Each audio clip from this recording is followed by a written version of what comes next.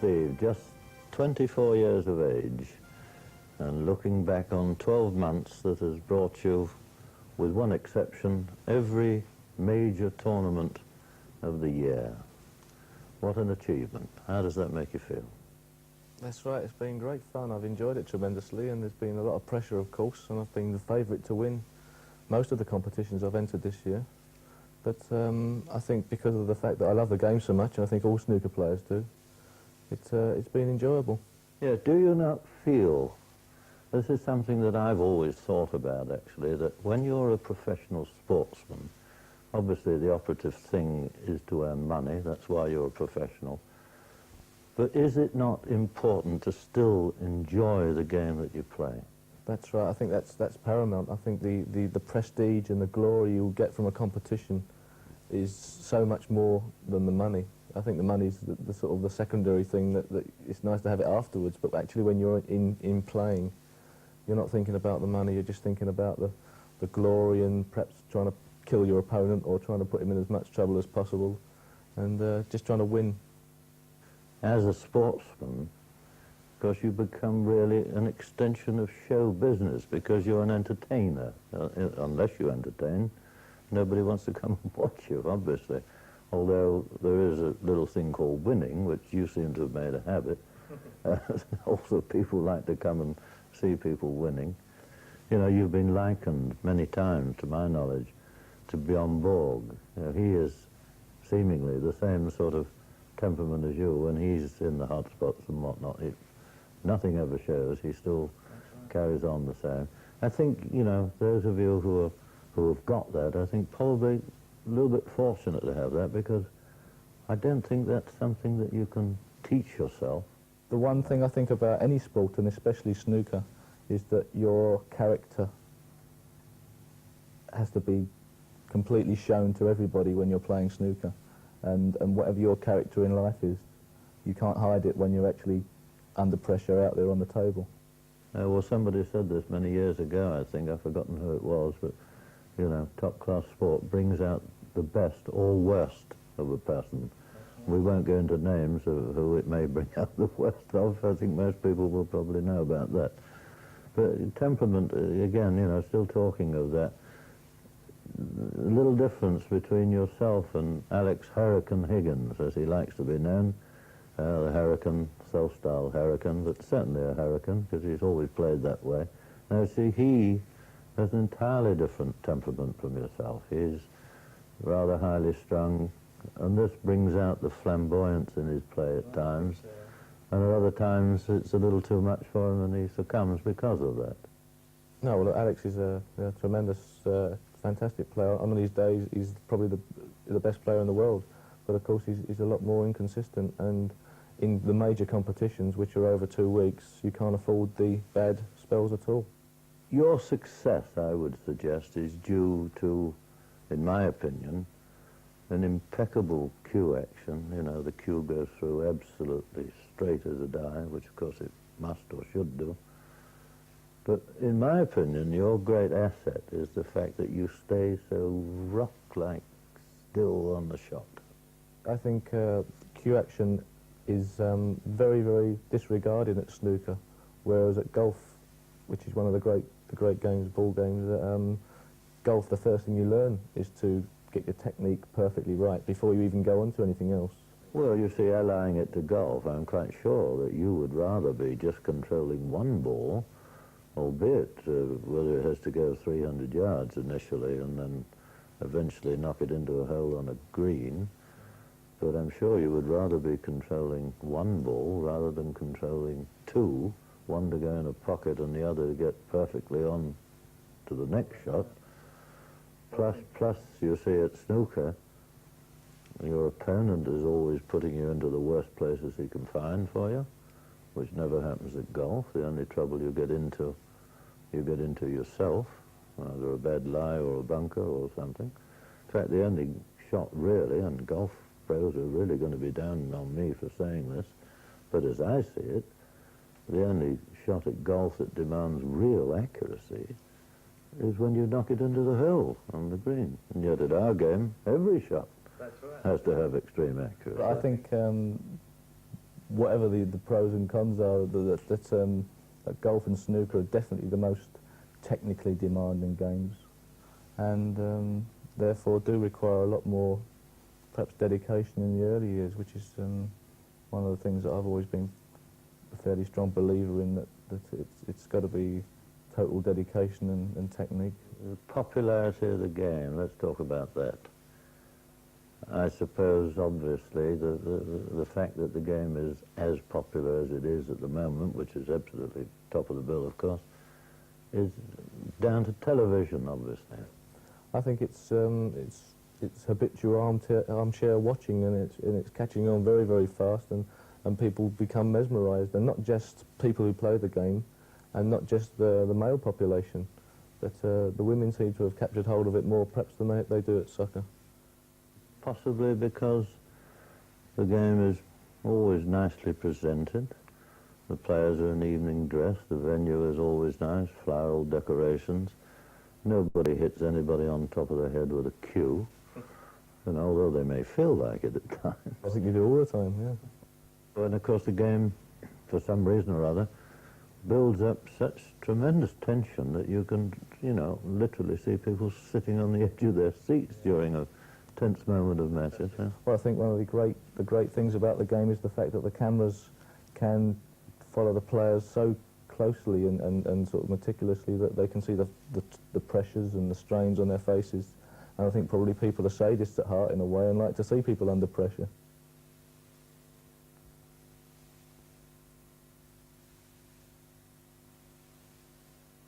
Well, a couple of practice frames here, Steve, between yourself and Alex Harrigan Higgins.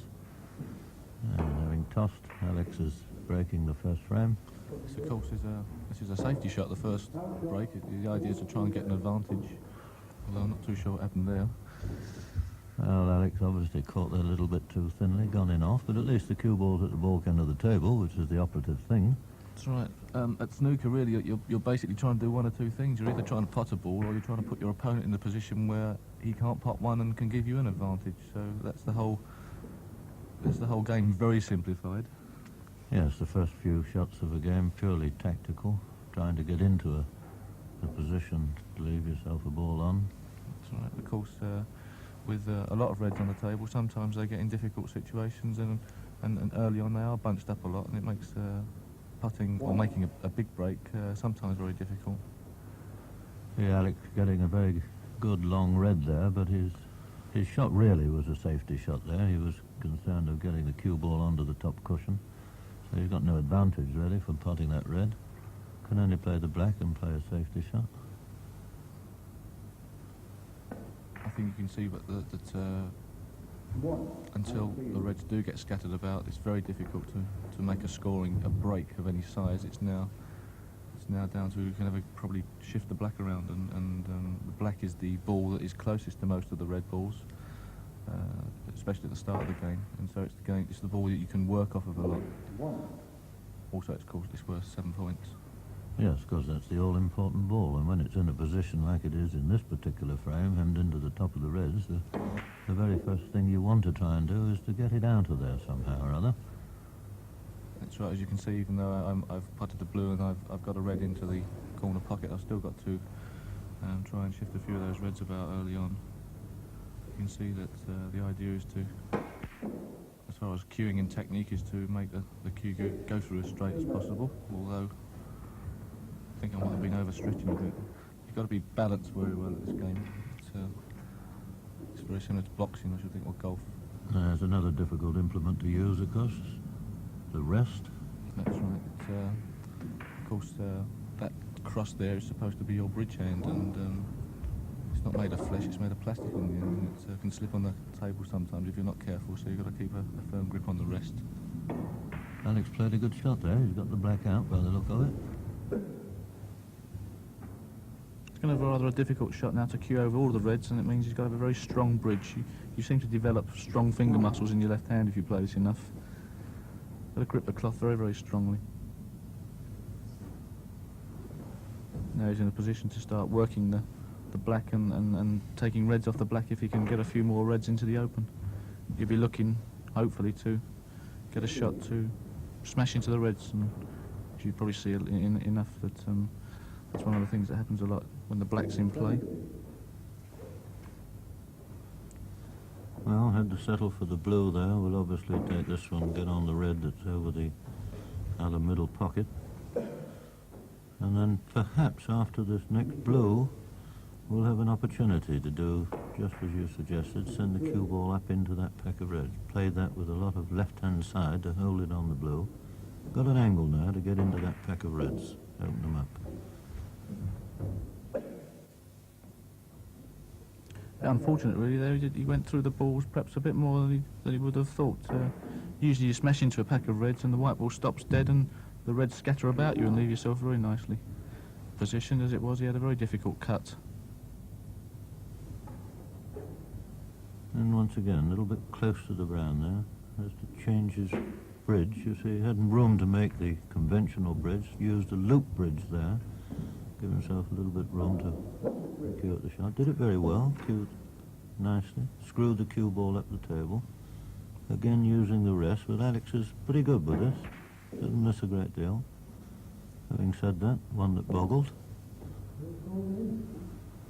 Well, Alex a little fortuitous there. Fluked the red. A little bit ambitious there with the black. Rather a thin snake. But it looks as if he's come out of that pretty well. What did you think at the time? I was pretty sick about that. I thought after we missed the black, I was in for a few shots. But as it turned out, he played a shot. He'd be well satisfied with a safety shot of that quality. He's made me go for the long red in the top right-hand pocket. And of course, that's a very, very difficult shot, as the white ball is tucked nicely underneath the cushion, and means I can only hit the top half of the white ball. Very difficult shots to play. You have to try and keep very, very still on the shot and make sure that none of your body's moving and keep the cue perfectly on the line.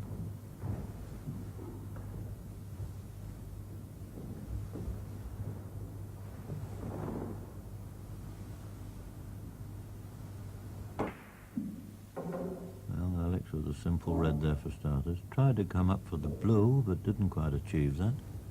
Doubt that he'll play the blue. I don't think he can possibly do that. Brown into the corner pocket, I would think. Come up nicely onto that loose red via the bottom cushion. And all the time, the top players, the professionals, are always thinking about how they can continue the break. And with the reds mainly around the pink in a cluster still, there's not many of them will go. And we're forever trying to work out ways of keeping the black on the spot so that you can smash into the pack after potting the black, or potting a blue and smashing into the pack as I tried earlier on. And you're forever trying to leave yourself as many openings as possible. And I potted a long red on the black, hopefully to cut it along the top pocket, get it on its spot, and then try and see what happens after that. It's very difficult to say exactly what's going to happen, so you have to be flexible in your way of thinking, but you've got to have a method. This already, I would suggest, Steve, developing into what we call a little bit of a scrappy game, because this can happen at snooker. It's a very complex game, 22 balls on the table initially, and who knows how they're going to break up. Inevitably, some frames have to develop into a question of perhaps only making a 15 break, or several 15 breaks, 16 or something, and eventually to win the frame, hopefully. But every frame, of course, doesn't contain a big break. That's right, but I think the game's more fascinating because of that. It means that no game is ever the same, and that's a great thing as far as I'm concerned. Every shot is a new challenge, and the balls are always in different situations. You've always got to be really thinking and concentrating to be playing at your peak and playing at your best. You see there, we had a point in question. You potted the black there to go into the pack of reds to disturb them, to leave a few on. In fact, left yourself a difficult red, which you've managed to pop into the middle there. That was an extremely good shot. The middle pockets are a completely different type of shot. Do you find when you used to play? I know the pockets are slightly opened in modern day play, but because you haven't got two cushions converging into a corner, the middle pockets are sort of set in the side of the table. Sometimes they're a bit more difficult to aim for. You haven't got the sort of the lines directing your eyes towards them. Well, that's perfectly true. When I was playing the game a lot, I hated middle pockets, actually. I would play any sort of positional shot to leave myself on a ball into a corner pocket rather than leave one into the middle. For that very reason, the middle pocket just a point on a straight line, isn't it? That's right. Whereas the corners are the convergence of an angle. It's much more easy to sight those, I always found, anyway. 25. Alex chalking his cue there. Of course, the tip of a cue is it's only made of leather and it gets very shiny every now and again. And of course, you've got to be able to, especially if you're putting side or screw on a shot, anything apart from a plain ball shot, you need a tremendous amount of grip. And Well, somebody once said that the difference between the amateur and the professional was that the amateur chalked his cue after he miscued. that's right. Yeah. Well, it still happens with us a lot. We tend to miscue a lot, especially when we're trying more adventurous shots. Of course, the better you are, the more adventurous shots you tend to try, and of course you'll end up probably miscuing as many times. Well, not a bad position here. Last red on. Colours all out in the open. Normally Alex would expect to knock these in, I would think. Of course, we take the pots for granted at professional level. The local club player has to concentrate so much on the pot that lots of the time he can't even be thinking about the positional play. But we play so much that the pot you just do take for granted, and you're concentrating 90% on positional play. Can get you into trouble sometimes. You might be trying a difficult positional shot with side or screw, and forget about the fact the ball has still got to be potted. Well, that occasionally brings a gasp from the crowd, of course, when a seemingly easy ball is missed. Lots of them don't realise that, of course, you're putting so much attention into the position of the cue ball.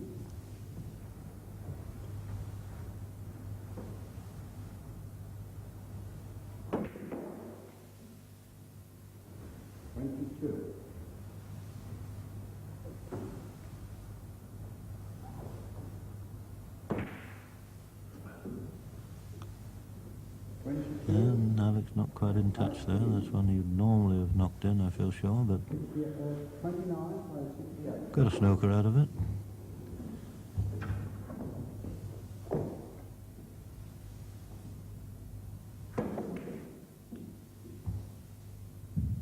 And there's one that almost went in the middle. Don't think he really played that, but No, it would have been. I think it would have been 1,000 to 1 shot if it had gone in there, especially at that speed.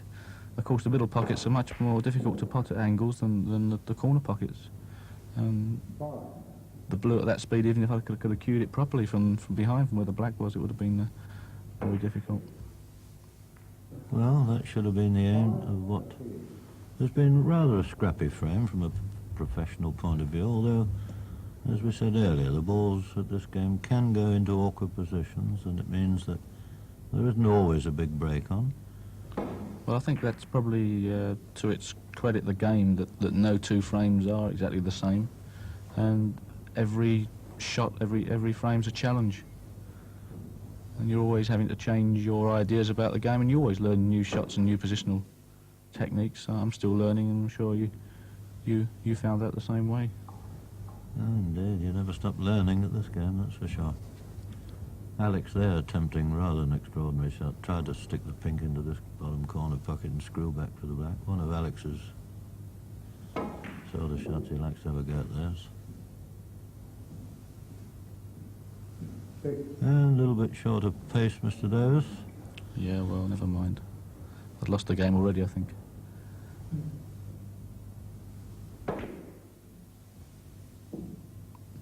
Tried the double, settle for the treble.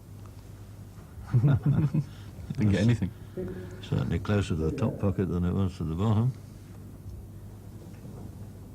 And a little left-handed shot here from Alex.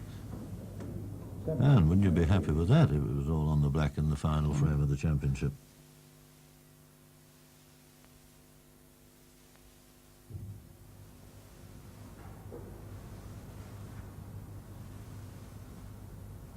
Well, here we see you breaking off in the second frame, Steve.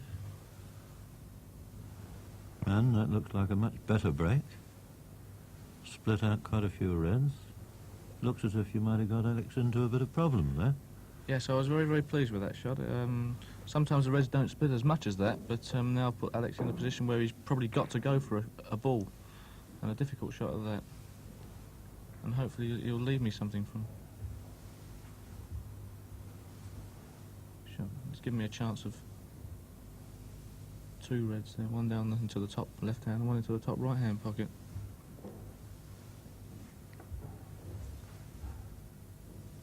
But neither very nice, of course, because pink and black, once again, as happened in the last round, are hemmed in at this stage, so looks as if you've got a play to come down for the blue, which makes the shot a little bit difficult.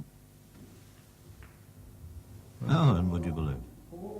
Well, even though I didn't actually play the shot successfully, you probably noticed the bridge hand was, the first finger was slightly looped over the top of the cue to make it running as smoothly and as straight as possible, because of course you can't put your V on the top of the table because it makes it too high.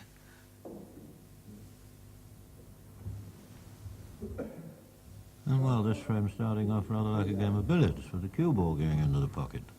Alex, but unlucky there, played a plant successfully, but cue ball canning it into a red, sending it into the top pocket. So the ball's getting split up a little here. Yeah, there's a chance of a break as long as you can get in and play the first shot. And there is a long red into the top right-hand pocket, and the black has now become free of reds and is potable. So it's just a matter of now of potting a long red, which of course is difficult, but should be a 50-50 shot for the top professionals. And I was very pleased with the way I struck that one. Just cue very smoothly for shots like that. How often we've seen you knock those in over the last 12 months? Right now I'm thinking a bit about really where my next positional shot's coming from. There's a few reds around the black, makes it slightly more difficult.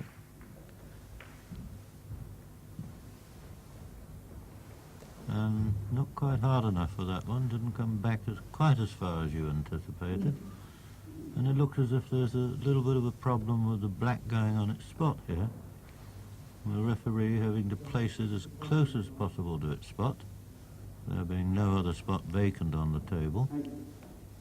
He's satisfied it's in the correct position. Yeah, I had a very difficult shot. I had to try and cut the red ball in and screw it in between the pink and the red through the gap towards the blue. It was quite awkward and fairly risky. Soft screw there. And now once again I'm on a variety of colours. I can play the brown, the yellow or the blue. It doesn't really make any difference. It's whichever shot I fancy for getting on the next red, and that's what the game's about really.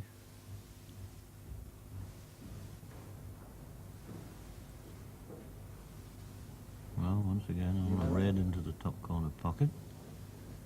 And the problem of colour. Have to screw for the blue, obviously.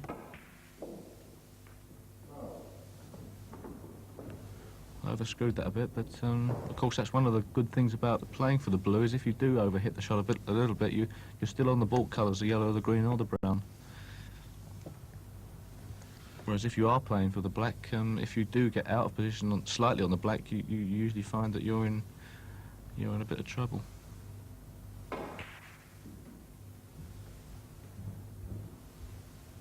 think the one thing you do notice when I'm playing most of my shots is that after I've hit the ball, my head still keeps down on the shot, John, which is a very, very important point as we were talking about earlier on. Well, indeed, that is one of your great assets, I would think, the fact that you do stay completely still on the shot, and that gives you every chance, of course, of potting it. Any body movement, head movement is fatal at this game. It's quite a difficult shot. The two reds to the right of the black, I had to try and shift them a little bit to make them pottable, and didn't actually catch them quite right, and was fairly fortunate that the red, the last red of the ones round the pink, just potted into the top left-hand pocket.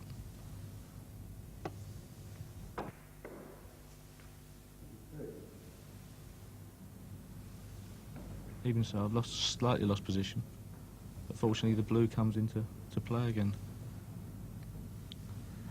Yes, well, for the ordinary player, this blue would be a difficult shot, but of course, for the pro, not really a difficult shot. That blue into the bottom pocket, screw back, red into the top pocket, all middle. No reason why you shouldn't carry on here, I would think. That's right. Of course, when you're playing from a colour 2 reds, you've got the choice of reds, and the idea is really to position yourself so that you do leave yourself in as many. You've got as many positions as possible to pot reds, and if you can leave yourself in a place where there's 2 or 3 reds available, you can take your pick.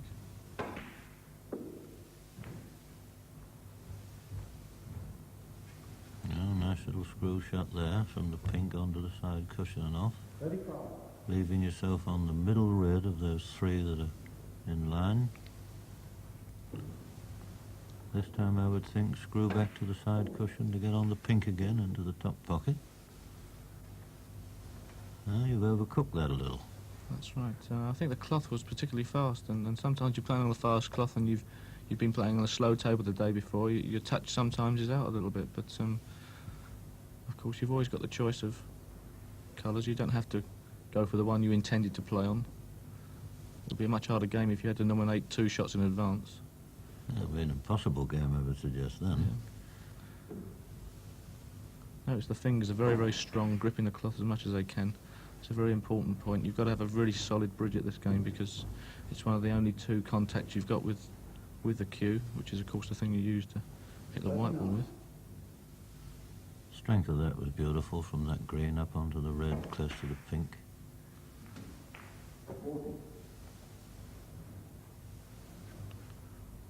And of course, the more balls you pot, the less crowded the table becomes, and when you've only got 5 or 6 reds left, it's more easy to manoeuvre the white ball without any chance of a cannon that you don't really expect. Yes, the only thing is, of course, that as you pot all the reds that are reasonably on, you then get to the stage where you get to the awkward ones, i.e. those 2 reds that are over on the side cushion there. Sometime or other, if this break is to continue, you've got to do something about those. You've got to move them or something or other. The 3 at the top shouldn't be too difficult. You've got a chance here to put those into a little bit better position, which no doubt you're going to try and do.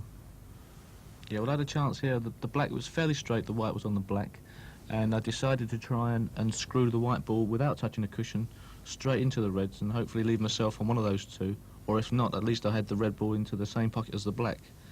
And as it did turn out, I didn't catch the right side, and probably made the 3 balls more awkward than they were. But at least I did have the red into the same pocket, although it was a pretty difficult shot. I think one thing perhaps you noticed there, John, one of the things that Joe Davis also was very, very strong was the pulls at the backswing, which is a great timing. The thing that helps your timing, if you pull back the cue on the last shot and well, in that split second, Steve, you're really making sure that you've got everything in line and then through on the last shot. That is the most important thing in the game, in my opinion. That slight pause before you take the final shot.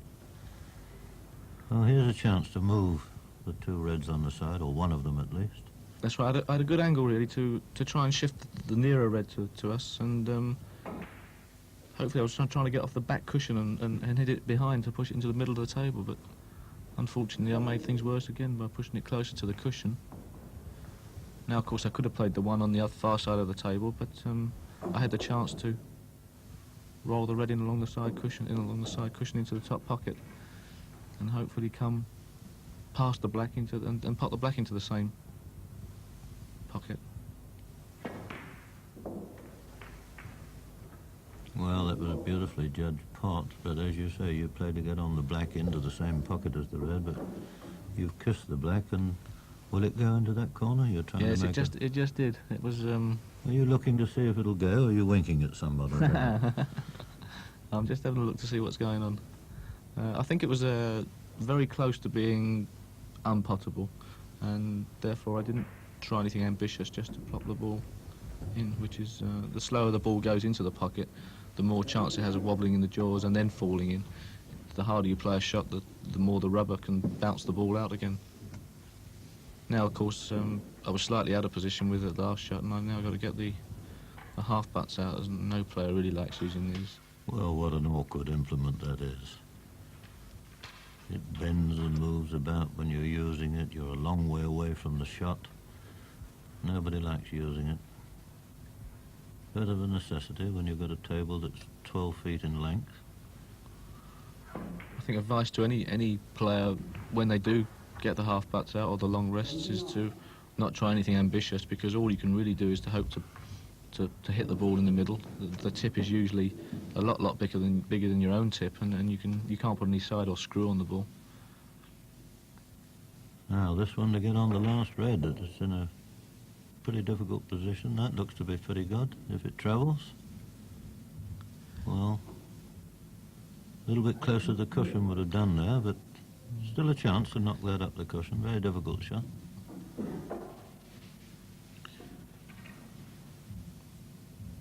This was just reachable with the rest, and I'm fairly tall. I got probably an advantage over a lot of players that I can reach shots that they wouldn't be able to reach. Oh, what a beauty, what a beauty. 84.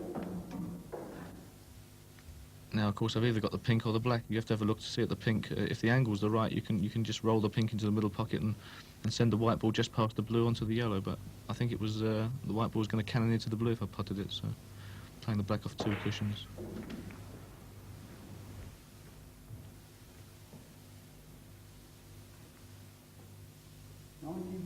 Well, just the yellow, green and brown needed to make exactly 100. And all the colours on the spots. And once again, you've overcooked that a little. That's right. I think I must have put a super tip on that day. I don't know what's happened. I'm getting plenty of practice with the rest anyway, so...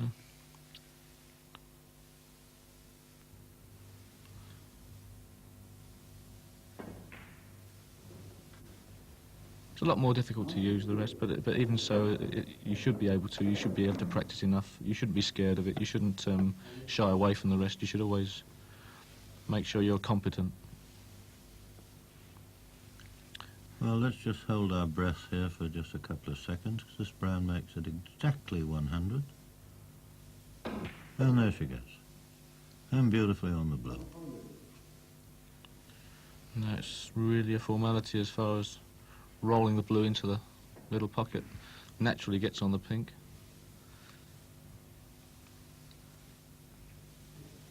Of course, taking the colours is something you should be able to do automatically, and you should practice a lot even. It's a very good practice method, is to try and take the colours off their spots, and when you've potted the black, try start again from where they end up. 111. And, Well, I would suggest a little out of position there, not That's one of right. your best. This makes 118 whichever way, as long as they go down the holes. And there it goes. Wonderful break of 118.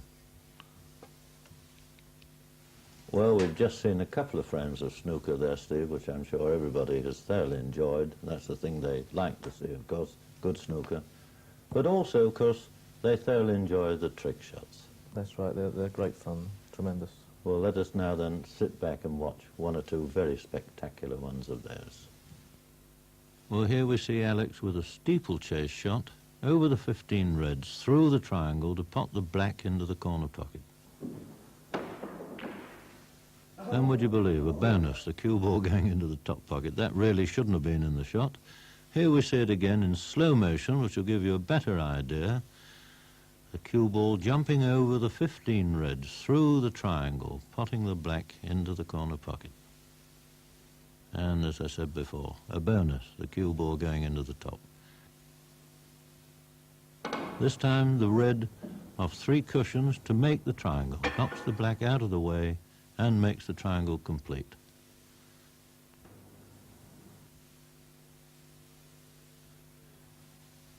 This time a very interesting shot.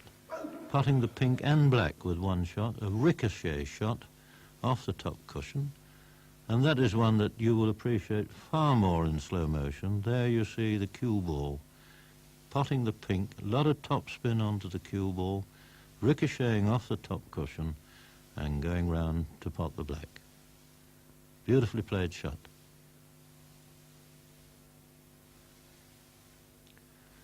Now this time a little danger for the referee. Referee lying on the table, cube of chalk in his mouth, black ball positioned on top of it. Alex is going to try and pot the black ball into the top pocket. And there it goes. Referee doesn't believe it, he's having a look. Show you that once again. And I'm sure the referee is pleased that that's all over.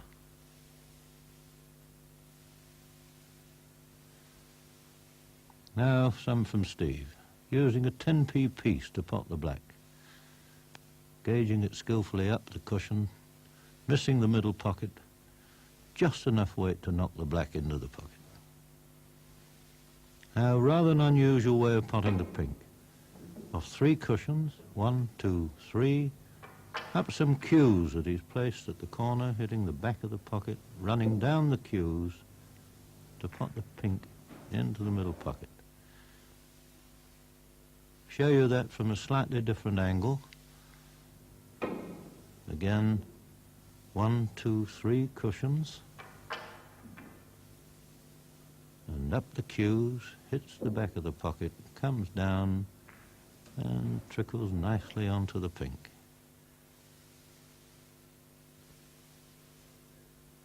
Well, here we see a very, very complex shot. We'll show you a different angle of that because at this moment the black is hardly seen. There you can see it in the middle of loads and loads of reds. What Steve is trying to do is pot that black into the middle pocket.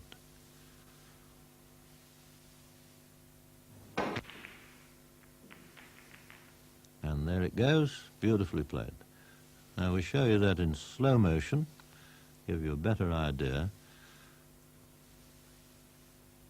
Cue ball played onto the reds to dislodge them so that they all move out of position, to leave the way clear for that black to just be able to get down the side cushion and in off the red that is over the middle pocket.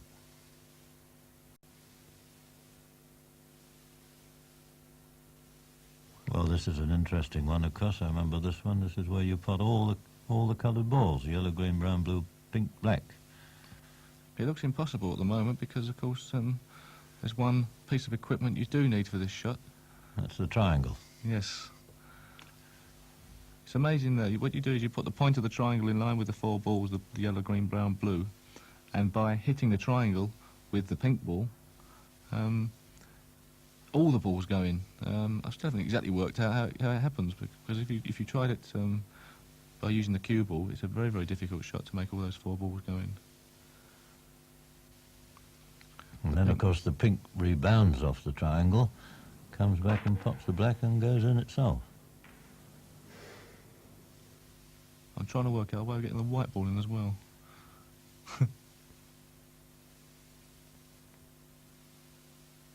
Very complex one, this. The black is hemmed in by 3 reds down at the balk end.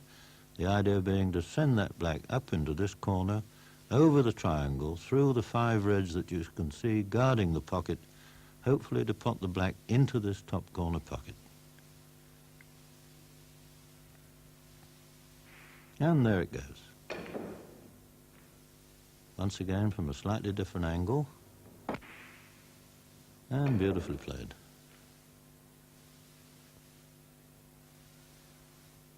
Now here, a very complex shot called the parting of the waters, or the Red Sea shot. The idea being to try to get that black ball through all those reds into the middle pocket. And there it goes. That is one that you may well like to see in slow motion. Very interesting shot, this. Black and red have to be struck almost simultaneously to clear the reds, to allow a path for the black to come through. Fortunately, there are just snicks of red that helps it on its way. But there you see, perfectly played shot. And, of course, perhaps the most difficult of all trick shots. Most trick shots are set shots, set-up shots. To try and roll the white ball very slowly towards the corner pocket, and before it goes in, you have to put all the 7 reds into the pocket, and then the white ball drops in afterwards, called the machine gun shot. Shot I hesitate to mention, made famous by your predecessor, Joe Davis.